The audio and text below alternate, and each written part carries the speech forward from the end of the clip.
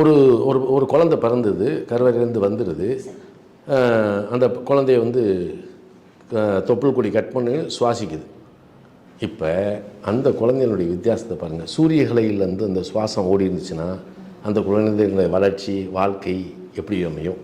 சந்திரகலையில் இருந்தால் அந்த வாழ்க்கை எப்படி அமைஞ்சிருக்கும் அப்படின்னு லைட்டாக யோசித்து பார்த்தோம்னா இது மிகப்பெரிய பிரம்மாண்டத்தினுடைய உச்சம்.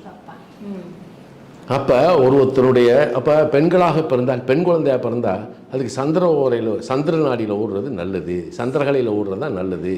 ஒரு ஆணாக பிறந்தால் சூரியகலையில் ஓடுறது நம்ம ஜென்ரலாகவே சொல்லிடுவோம். அப்போ ஒரு பெண் குழந்தை பிறந்து அதுக்கு சூரியகலையில் ஓடி இருந்தா, அல்ல ஆணாக பிறந்து அவனுக்கு சந்திரகலையில் ஓடி இருந்தா, இதெல்லாம் நமக்கு வருமா? அப்போ நமக்கு என்ன சுவாசம் ஓடிச்சு அப்படின்னு நம்ம திங்க் பண்ண ஆரம்பிப்போம். அப்போ இதை கண்டுபிடிக்கிறதுன்றது சாதாரண விஷயம் இல்லை.